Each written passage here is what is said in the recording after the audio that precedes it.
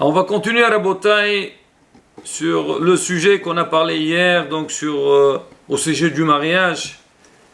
Mais on va essayer de nous référer à une loi dans la Torah, une loi qui est un petit peu très étonnante.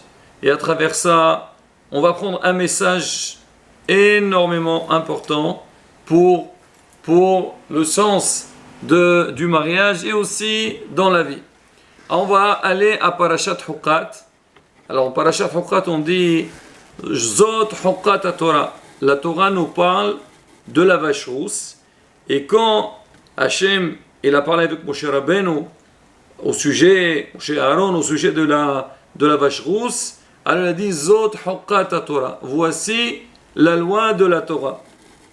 Alors, on sait que dans les mitzvot, il y a ce qu'on appelle Ya'idut, Hukim ou Mishpatim. Il y a des mitzvot, c'est des témoignages sur des événements. Il y a Mishpatim, c'est lois, comme les lois sociaux. Mais il y a aussi Hukim, c'est des mitzvot qu'on ne les comprend pas. On ne comprend pas leur sens. De quoi il s'agit? Il s'agit de la vache rousse. Et c'est marqué si quelqu'un, il est tamé, tmémet, c'est-à-dire il est tamé, le Kohen il vient pour le purifier. Et la personne qui est tamé, elle va devenir tahor. Et le Kohen qui est tahor, il va devenir tamé. Ça, on appelle ça hukka, personne ne comprend. Normalement, si moi, j'ai la possibilité de purifier quelqu'un, moi, je dois rester pur. Et là, ça fait un effet contraire. C'est vrai que le Kohen, il sera impur seulement une journée. Alors maintenant, c'est pour ça qu'on appelle ça une hukka, on ne comprend rien du tout. Alors, Hachamim, ils ont essayé, même Shlomo HaMelech, il a dit Amarte ve'ahkima, j'ai dit, et moi je vais essayer un peu d'utiliser ma sagesse pour la comprendre. J'ai pas eu la possibilité de comprendre le sens de cette mitzvah. Donc on va essayer, Hachamim, chacun il a essayé donc de donner des raisons, mais la vraie raison, on la connaît pas. Alors, Hachamim, ils ont dit que malgré tout, même si on n'a pas le vrai sens de cette loi-là, mais on peut quand même tirer des conclusions, des messages pour la vie. Ah maintenant, qu'est-ce qu'on va apprendre? Rabotai, on va s'imaginer un petit peu, donc la scène, comment ça s'est passé, ce lien-là de la purification, et on va voir, il y a quelque chose qui reste un petit peu étonnant. On s'imagine on sait que c'est qui doit faire ça, c'est le Kohen. Imaginez-vous que le Kohen, il était dans son bureau, et il reçoit, on l'appelle, il dit, Monsieur le Kohen, sachez qu'aujourd'hui, on a un tmémet, quelqu'un qui est impur, et vous êtes la seule personne qui peut le purifier. Vous devez asperger sur lui la cendre de la vache rousse. Alors on s'imagine un petit peu quelle réaction il va avoir le Kohen. Le Kohen, il va se dire, mais attendez, mais qu'est-ce qu'on veut chez moi? Moi, je suis quelqu'un qui sert dans le Beth Amikdash. Je suis quelqu'un de pur. On vient me demander, parce qu'il y a quelqu'un, il n'est pas pur, moi-même, je dois entrer dans l'impureté pour pouvoir le purifier. Le Kohen va dire, non, ça ne m'intéresse pas. Ben écoute, c'est sans problème. Ah, il est impur, il n'a qu'à chercher quelqu'un d'autre qui est impur, qui le purifie. Mais moi, je suis pur, quoi, il va le faire sur mon compte à moi. Alors vient la Torah, nous dit, Zot Hukat Torah. Voici la loi de la Torah. C'est que l'homme, il doit savoir que dans la vie, il est vrai, dans beaucoup de circonstances, que l'homme, il se trouve dans des situations qu'on a besoin de lui. On a besoin de son aide. Et souvent, on est un peu réticent à agir. Pourquoi? Parce qu'on dit, des fois on dit, qu'est-ce que ça va me rapporter? Mais non, moi j'ai pas, non, on va aider quelqu'un. Pourquoi tu veux que je l'aide? Il n'a qu'à travailler, il se débrouille, chacun il travaille, il a son salaire, et ben il vit. Moi je travaille, je veux commencer à aider les autres, alors je ne veux pas le faire. Il y a d'autres, alors ils vont aller plus loin que ça. Il va dire, attends. D'accord, moi je vais pas, peut-être je paye pas de l'argent, mais des fois, ça va prendre sur mon temps, va aider quelqu'un, ou il y a quelqu'un qui n'a pas compris, ou il y a quelqu'un qu'on a besoin de lui expliquer quelque chose, ou on a besoin de quelqu'un de l'écouter pour un petit peu peut-être lui donner un conseil. Et moi, j'ai pas le temps pour lui. Quoi, je vais me fatiguer pour lui. Des fois, ça peut être au niveau du temps. Des fois, ça peut être un effort physique. Des fois, ça peut être un effort financier. Et là, les gens, ils bloquent face à ça. Moi, si j'ai pas intérêt derrière ce que je vais faire, ben ça m'intéresse pas. Ça me parle pas. Ça me parle pas. Alors vient la Torah nous dire, cher ami, la vie n'est pas comme ça. On est tous, comme on dit, Hachem nous a créés dans le monde.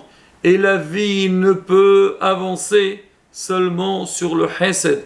Quand l'homme, il essaye, il a, comme on dit, dans sa tête, il faut savoir aider les autres, faire du bien aux autres. À partir du moment qu'on part avec ce principe-là, on verra que la vie tourne très bien. Malheureusement, on vit dans un monde, c'est le contraire. Chacun, il veut tout pour lui.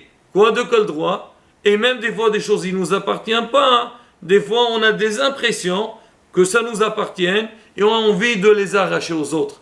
Le Kohen nous dit non. Regarde, moi je suis pur. Je suis dans mon travail. Moi je travaille, je sers à Kadosh Baruch Hu. Quoi, je vais m'occuper de toi pour que je devienne impur et à savoir qu'est-ce que j'aurais le droit de faire après ou pas. Rabotai, ces points qu'on vient de les voir, alors on les rencontre énormément dans la vie du couple. Alors on sait c'est quoi la vie du couple? C'est, voilà, un homme et une femme, ils ont décidé de former un foyer pour vivre ensemble. Mais on sait, tout le long de la vie, il y a énormément de fois qu'on a besoin de faire un effort pour son conjoint. Ça arrive que ce soit l'homme vers sa femme, ou vice-versa. Alors des fois, il y a des choses à dire, mais tant mieux moi, quoi. J'ai que ça à faire, moi. J'ai que ça à faire. Non, mais regarde-lui, qu'est-ce qu'il fait. Et non, ça ne m'intéresse pas. Ben, il faut savoir que non. Aulam Hesed Ibané. Tu veux que le monde y tient, le monde y continue. Il faut partir avec ce principe du Hesed, être indulgent dans la vie. L'homme, quand il part avec ce principe, moi je suis à l'écoute seulement. Si j'ai un intérêt derrière ça, Barabotai, ça n'avancera jamais. Parce que la première des choses, Yesarara, il va nous mettre dans la tête que la personne ne mérite pas. Quoi, moi je vais prendre de mon temps pour lui, je vais me fatiguer. Mais tu as vu ce qu'il m'a fait lui? Alors non, ça ne m'intéresse pas. Rabotai, ça ne marche pas comme ça. Mais qu'on part avec le principe, bien sûr.